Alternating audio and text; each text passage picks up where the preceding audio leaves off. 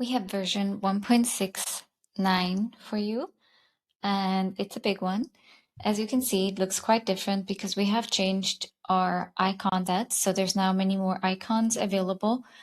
And if you do like the look to be in sync with everything, the new icons, then you probably will have to change some of your custom icons that you have set because we didn't want to make your icons break, so they're still available.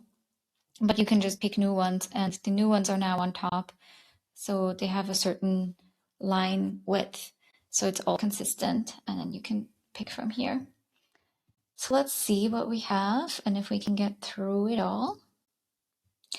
Well, we're working a lot on making it easier for new users because Marvin doesn't have the best onboarding. We're trying to change that.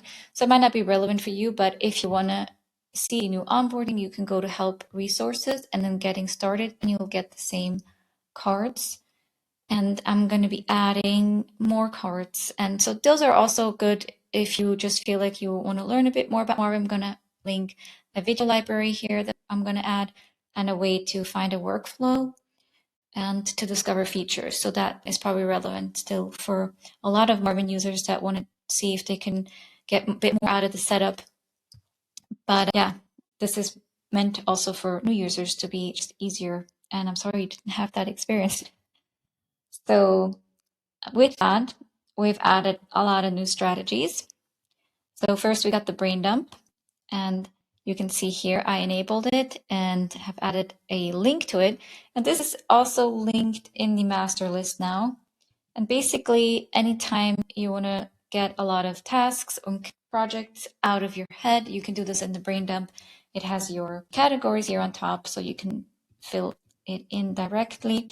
And then we also have a lot of attributes you can use to quickly add things to the items that you want to add.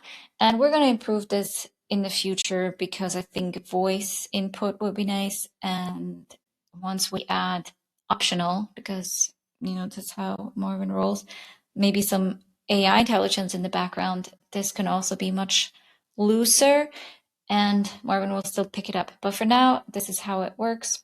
You just type an item on each line, and then after the dash, you can add some attributes. Then we have a new strategy called Orbit. And basically, when you think of a funnel where you have all of your tasks on top and then you're trying to get to that one task, we already have the back burner to move items out of your open tasks that aren't currently actionable. So for most people, that still means they have a pretty big master list, open tasks. And something that has happened a lot, and maybe you can relate to this, is that the to-do list often becomes a bit of a dumping ground for what's currently going on.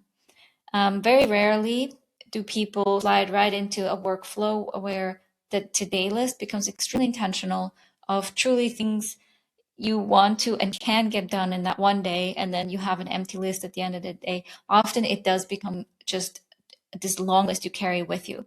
So what you can do now is also put that in the orbit. So that's almost like another holding area for tasks, a bit opposite to the back burner, where you are taking a subset out of your open tasks and saying, these are most relevant right now. These are in my orbit. They're orbiting me. They're on my mind.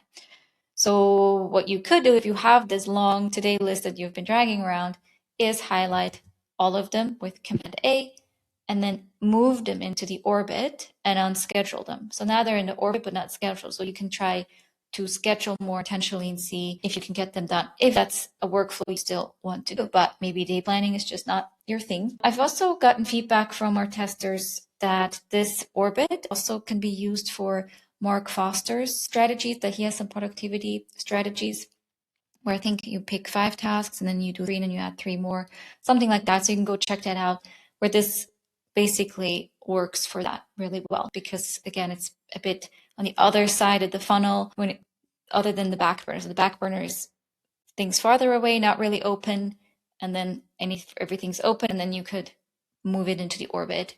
And then you need a place where you're actually going to get them done. And again, for most people, this was the today list, because the today is there by default and it's just sort of a natural concept of scheduling your day. But we've added another thing called Spotlight, another strategy that you can use for this. So instead of focusing on today, you might just want to focus even more narrow on a work session.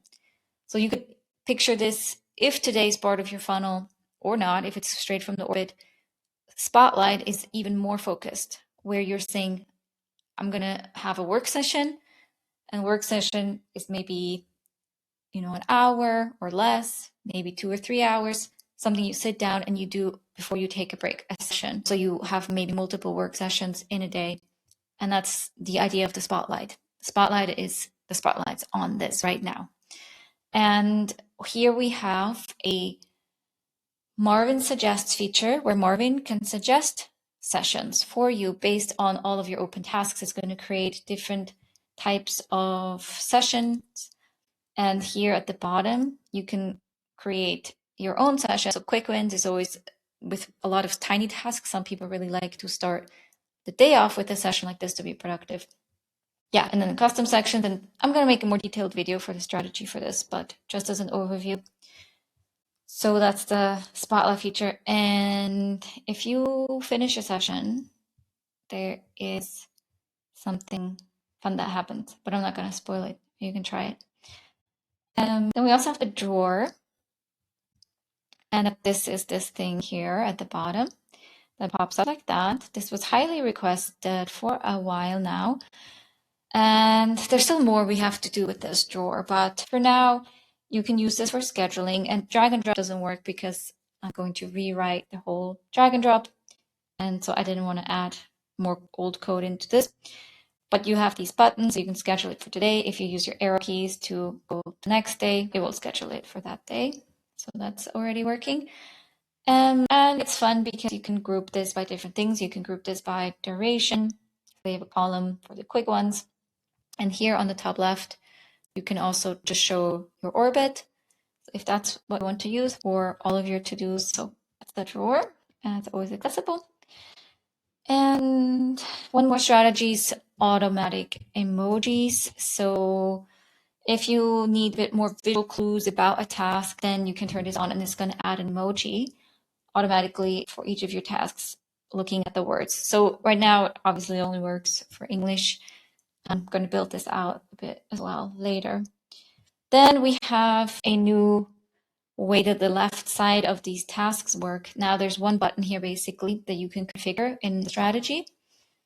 And so now you have the right click to configure, the hover buttons on how to interact, and then the one special button here on the left. And I used this to also showcase, because we have a ton of new strategies that have to do with item properties. So we used to have importance, the stars, and then the dread levels, the frogs. And now we've added urgency, so that you don't just have to use deadlines, because some things are urgent, meaning you should do them sooner rather than later, but they might not have a specific deadline. Weight, this is when something is weighing on us. And if you want to use this, you'll know what I mean. If you don't, ignore this strategy. We have positive feelings, so we can also mark stuff that we are maybe excited about, curious about. We have energy levels. This is something people used to build a lot themselves with the label groups, but now we have it built in: low focus, low energy, high energy, and physical. This is also building up to make Marvin smarter, because Marvin wants to understand more how you work and how you feel about certain tasks, because then there's a lot of stuff we can do with that. So, but it's also just helpful maybe for your own workflows to filter these things out. So now you have way more attributes, and it's convenient to put item property cloud here on the left button, because this way you get all of them at once, and you can just select the ones that you need. So that's convenient. But of course, you could also have a time track here, or anything else that suits your specific workflow. Now, what else? Yeah, we've added a lot more tabs here and here for like the MIPS, for example, and we've added functionality so that if I link, for example, a project up at the top. I can now directly add to it with this little plus button. That's super convenient. So I can put the important tasks here at the top that I want and have quick access. Same with MIPS when I have, now it's going to show me here. Here I don't have MIPS enabled, so I'm going to just make a couple of these MIPS. And now again, there's also a plus button. But that's really convenient to be able to add quickly tasks to the projects you're working on here through the skinny sidebar. We've added a completely different way that the style and theming works. It's now extremely customizable, and you can create your own themes and save them. And it's still a bit of a work in progress because we want to also enable you to make fully customized dark themes. There's advanced color settings here, but it still needs some work. So bear with us, but it should already be a lot better, and you can pick custom color easily. And it's nice because now you can see right away what changes when you change the styles. So it's a lot easier. Huge improvement. Let's get back to the changes. So yeah, we have a bunch of little new styling options like these tags, the duration estimates. Now they can have the category color or the theme color, and you can have to be light or darker for the dark themes. The dark themes should look nicer now as well. There's a bunch of new little settings. As you've seen, we also have new settings for the task properties. So the item properties have a lot of new styling options now. So you can have some fun with that and see what works best for your brain. Yeah, we've just made a lot of improvements, as you can see, and you can go through these. Oh, one thing that's probably worthy of mention is the week scheduler, if that's what you use. We've done some work on that.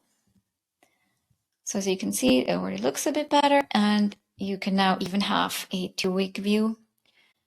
And there's more ways that you can change the look of it, and it's just easier to navigate. So yeah, check that out if that's a view that you use. We've done some work there. We have new stylings for the habits if you want to use them in your day, and fixed a ton of bugs. And oh yeah, if you want to change the layout here, you can change the width. So as you can see, we're doing a big overhaul and just improving everything, incorporating the feedback, different strategies. We also want to improve how these strategies are described, so it's easier. The settings should be easier to change. A big change is, for example, if you use filter. This is a lot more intuitive now. We're trying to phase out how you have to always set up smart lists and then add them to strategies, but make it more direct, make it more friendly, human readable. So you will maybe find a few places where we've already implemented that. So example for the filter is very easy, just show and hide, and then it will auto-complete. So it's much easier. And then I think to show you in this strategy, it should also be a lot easier now to understand what this actually does. And there's no need to create a specific smart list first. So that's some improvements we're making. Yeah, so as you can see, there's a lot, and I'm not going to go through all of this. As usual, let us know if there's a bug, let us know feature requests, and we're going to work on next the planning overview when you plan your weeks and your months, because that's a pretty popular feature and there's so much more we could do with that. So that's something to work on. And also, of course, the mobile apps, as usual, they need a lot of love. And thank you always for your feedback and your loyalty and supporting us. So we're excited for 2026, and thank you for being on this journey with us.